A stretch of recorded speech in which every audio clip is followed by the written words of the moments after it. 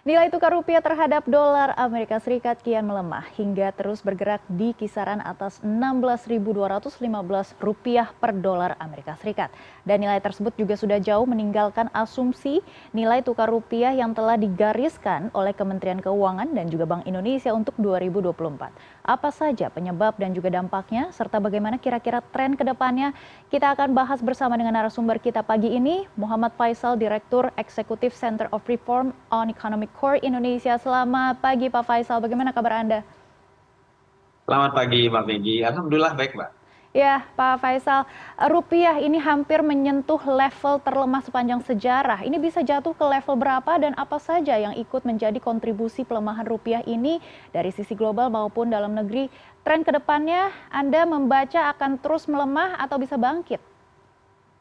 Ya, kita mulai dari faktor penyebab dulu ya. Ini kalau kita lihat kan sebetulnya kejadian tembus 16.000 rupiah per US dollar itu sejak cuti Lebaran ya.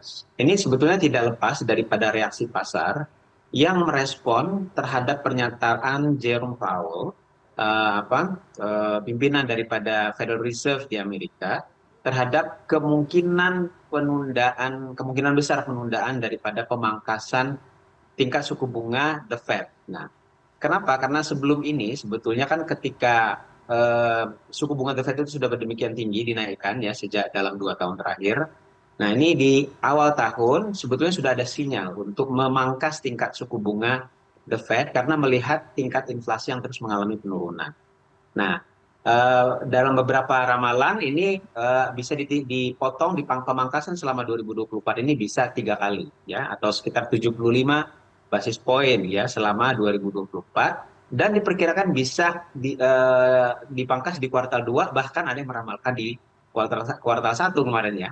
Nah, tapi dalam pidatonya kemarin kemudian Jerome Powell mengatakan bahwa sepertinya kenyataan menyebutkan menunjukkan bahwa inflasi di Amerika ini tidak terus mengalami penurunan secara konsisten dalam beberapa waktu terakhir. Ya, jadi kalau kemarin itu sempat turun terus sampai di level 3%-an.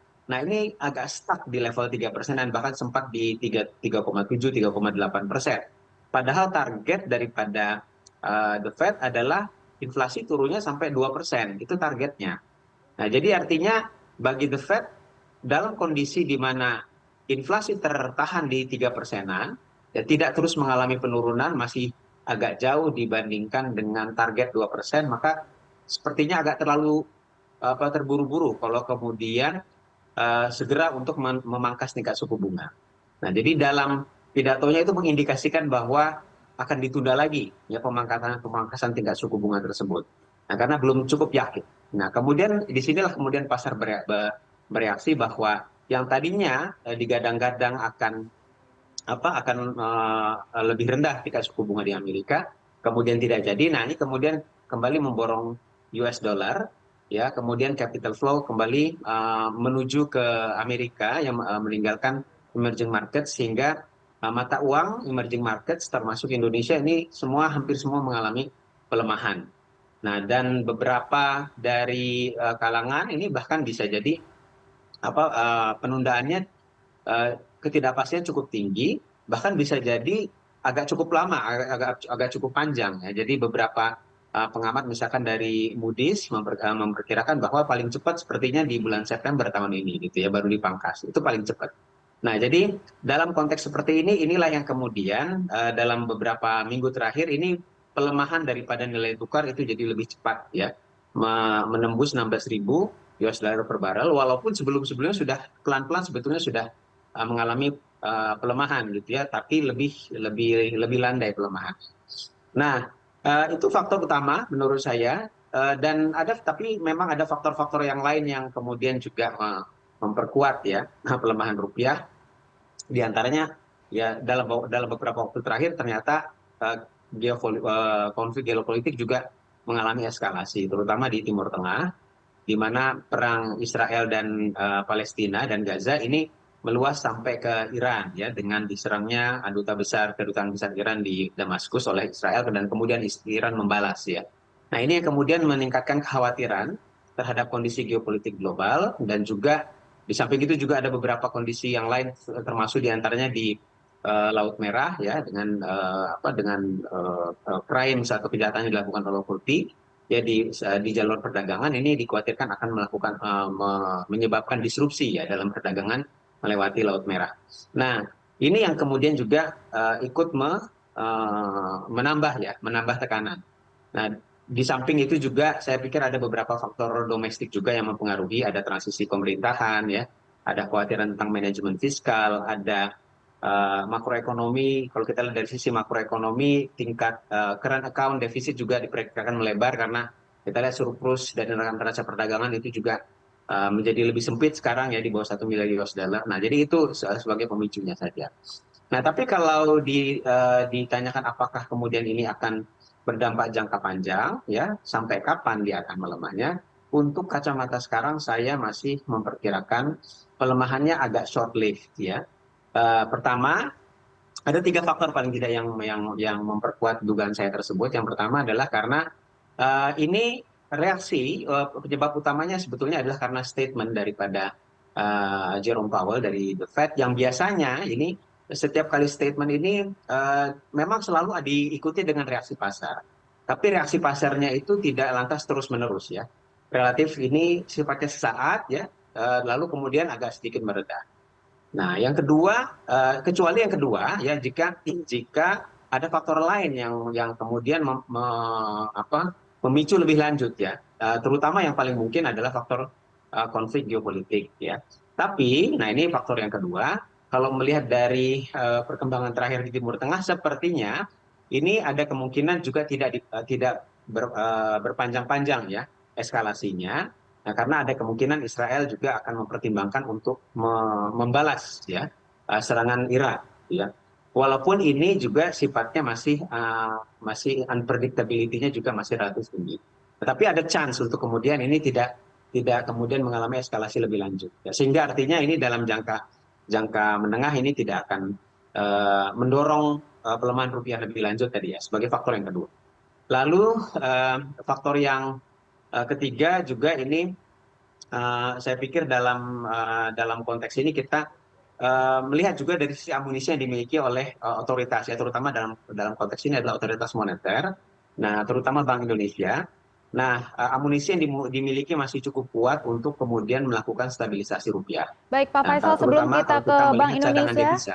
ataupun Ya, cara untuk menangani pelemahan rupiahnya, kita tanya dulu nih, Pak. Soalnya tadi ada beberapa poin yang oke. bikin kita deg-degan juga ya. Nah, rupiah bisa Ya, jatuh ke level berapa dan dalam jangka panjang rupiah bisa stabil di level berapa, Pak Faisal? ya, tadi saya sampaikan untuk kacamata sekarang agak short lived pelemahannya. Jadi untuk paling tidak masih di level di bawah 16.500 ya. Jadi saya belum melihat pelemahan lebih lanjut sampai di 17.000 misalkan begitu ya. Karena 3 faktor yang sampaikan tadi. Dan yang ketiga tadi adalah tadi apa amunisi Bank Indonesia dan cadangan devisa gitu Mbak. Baik, jadi harganya ini di level 16.500 atau bisa di bawah 15.000 lagi, Pak? Oh, kalau di bawah 15.000, saya pikir kemungkinannya agak kecil ya. Nah, jadi saya melihat ini range-nya mungkin paling tidak ini tidak kembali ke posisi di bawah 16.000, tapi juga tidak lantas melemah sampai di atas 16.500. Jadi kisarannya masih di 16.000 sampai 16.500 gitu dalam jangka pendek beberapa waktu ke depan ini, Mbak. Baik, seberapa besar dampak lesunya rupiah pada potensi meningkatkan resiko kredit pada debitur dengan pinjaman valuta asing? Ya, tentu saja dengan pelemahan rupiah, maka pinjaman dengan valuta asing menjadi lebih mahal ya. Nah, ini yang kemudian jadi menekan ya, meningkatkan risiko kredit dan juga menekan juga penyaluran kredit ya, terutama yang berdenominasi falas begitu. Nah, yang kedua tadi saya juga lanjutkan sedikit, yang faktor ketiga yang cadangan devisa nih pada saat sekarang amunisi cadangan devisa masih di atas 130 miliar US dollars, jadi bisa bahkan mendekati 140 ya. Artinya ini cukup untuk 6 bulan impor bahkan lebih ya. Dan ini bisa dipakai untuk kemudian bertarung ya untuk menjaga supaya rupiah ini tidak melemah lebih lanjut gitu. Tapi ya memang tadi ketika kita berbicara masalah risiko terhadap kredit terutama yang falas ini memang jadinya tentu saja meningkat ya. Jadi ada kekhawatiran bahwa memang pelemahan nilai tukar rupiah ini akan cukup mengganggu karena sudah melewati batas psikologis 16.000. Baik, Pak Faisal, terakhir, tadi Anda juga sudah menyebut ini ada cadangan devisa dari BI yang bisa digunakan. Tapi apakah ada kebijakan fiskal lainnya yang bisa tentunya dilakukan oleh Bank Indonesia dan juga pemerintah untuk mencegah rupiah semakin melemah? Ya, maksudnya kebijakan moneter ya tadi ya kalau yang Bank Indonesia ya. Nah, sebetulnya memang biasanya kalau selain cadangan devisa juga instrumen yang lain adalah dengan menaikkan atau menurunkan tingkat suku bunga dan instrumen yang lain juga dengan operasi moneter ya. Nah, tapi kalau kita melihat misalkan pilihan untuk misalkan menaikkan tingkat suku bunga pada saat sekarang ini dalam pandangan saya tidak preferable dan risikonya justru misalkan lebih tinggi ya. Karena dalam kondisi seperti sekarang justru perekonomian kan sedang mengalami tekanan ya dari global dan juga dari sisi domestik ada ancaman untuk ekonomi dalam negeri itu mengalami perlambatan ke depan. Nah, sehingga kalau ini direspons dengan menaikkan tingkat suku bunga justru ini malah makin mengikat ya. Mengikat perekonomian, menahan konsumsi, menahan juga ekspansi daripada sektor-sektor produksi. Nah, ini sehingga akan berisiko juga sampai kepada kesejahteraan masyarakat pada akhirnya. Nah, sehingga pilihan untuk menaikkan tingkat suku bunga menurut hemat saya perlu dihindari, tapi menggunakan instrumen yang tadi, yaitu adalah penggelontoran cadangan devisa, karena itu dari sisi amunisi banyak dan risikonya tentu saja tidak seperti ketika menaikkan tingkat suku bunga dalam kondisi seperti sekarang. Apalagi kalau kita melihat dari sisi efektivitas menaikkan tingkat suku bunga terhadap stabilisasi rupiah, makin ke sini saya lihat makin efektivitasnya sebetulnya agak sedikit lebih rendah ya, kurang efektif dibandingkan menggunakan cadangan devisa untuk stabilisasi rupiah. Baik, di garis bawahi cadangan devisa ini harus digunakan dengan baik untuk tentunya melawan Ya, mata dolar asing seperti US dollar. Baik, kami akan terus memantau perkembangan nilai tukar rupiah. Terima kasih Pak Faisal sudah bergabung bersama kami di CNN Indonesia Business sama-sama Pak. dan Referensi.